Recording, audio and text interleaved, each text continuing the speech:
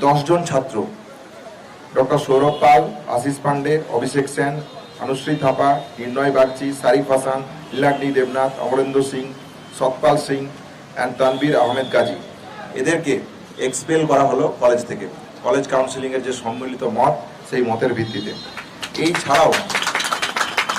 ছাড়াও এদের বিরুদ্ধে বিভিন্ন জনের কাছে সেক্সুয়াল হ্যারাসমেন্ট থেকে শুরু করে 9 তারিখের মতন যে নারকীয় ঘটনা ঘটেছে, প্রায় সেই ধরনের জায়গার বিভিন্ন অভিযোগ ছিল।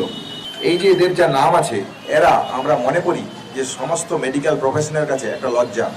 এদের পার্মানেন্ট রেজিস্ট্রেশন ক্যান্সেলের দাবি যাতে করা যায়।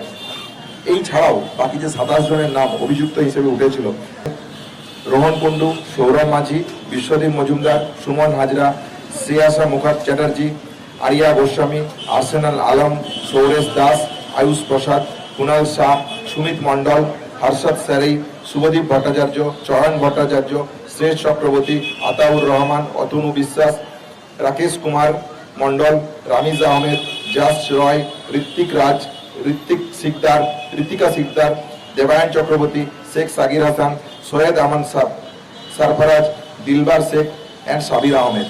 এদেরকেও কলেজ কাউন্সিলিংয়ের সম্মিলিত মত অনুযায়ী সমস্ত রকম হোস্টেল থেকে 72 ঘন্টার মধ্যে এদেরকে বার করার পারমিশন দেওয়া হয়েছে।